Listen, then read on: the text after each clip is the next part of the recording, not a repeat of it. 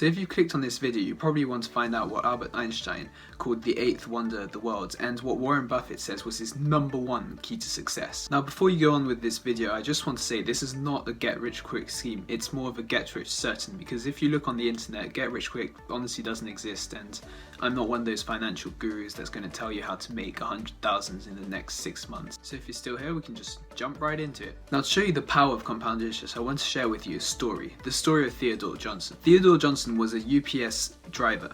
He never earned more than $14,000 a year in his whole career. He worked 28 years for UPS. Now at the start of his career, a friend of his who was into financial investing told him, listen, I can make you rich. And obviously he went, well, that's impossible, I only earn 14 grand a year. But his friends went, listen, give me 20% of all you earn every month and I will make you a multi-millionaire by the day you retire. So obviously he went, with 20%, that's huge, I will hardly be able to survive. And so what his friend said to him was, listen, if the government today imposed a tax, 20%, you'd whine, you'd bitch about it, but you'd end up by paying it and you'd find a way. So Theodore Johnson just went, fine, save 20% for his 28 years, and guess how much he retired with?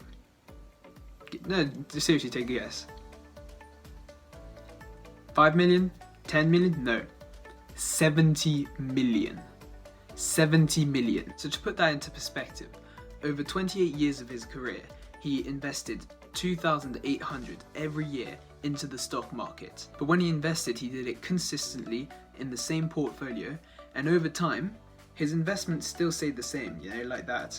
But compound interest is an exponential graph, so essentially his investments over time started off slow, he didn't make a lot of money, but as time went on, towards the end of his career at UPS, his investments went all the way up to 70 million. So you might be thinking, well, that's great, he made 70 million, how will that work for me? So I will explain that to you right now. The first step is to smash that like button because it really helps me for the YouTube algorithm to reach more people. No, I'm only joking. The first step is to save a certain amount of your income.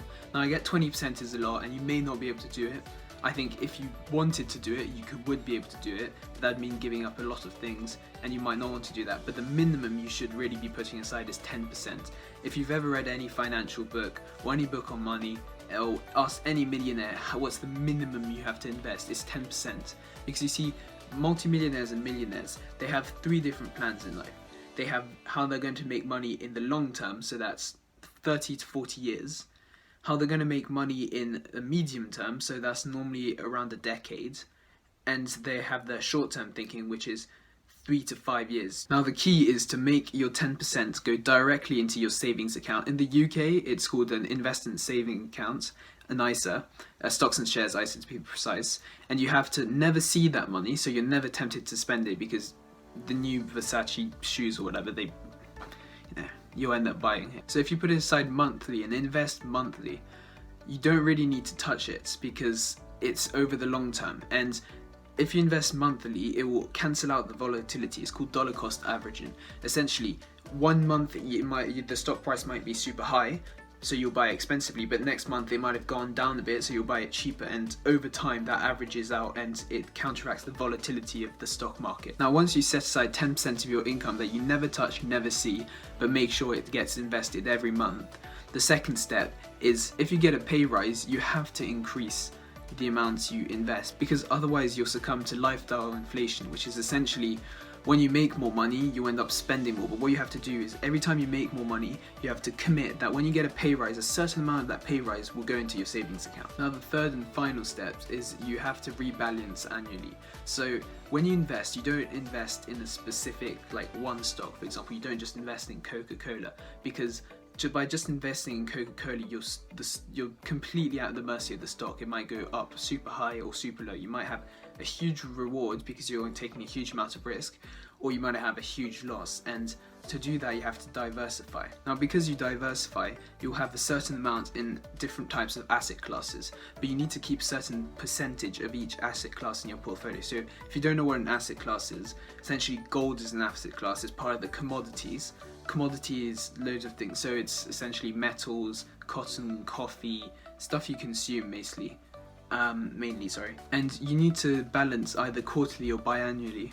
So biannually is 2 times a year. So if you have different percentages that go up and different percentages that go down, your portfolio will be change. So for example, even though you started by investing 7.5% of your portfolio in gold, if the gold spikes up, it'll be worth way more of your portfolio than it was before.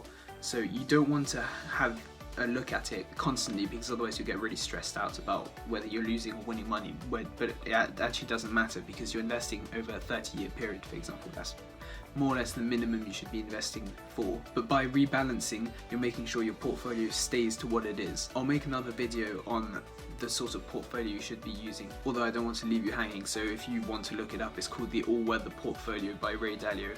It's a fairly safe portfolio, so if you're young you might want to use leverage and things like that to improve the return of your portfolio by taking higher risks for higher rewards, because usually when you're young you have less to risk, but as you get older and older, you'll want to have a more safe portfolio, because you don't want to lose all the money you've gained over the years. So to sum it up, step 1, invest 10%.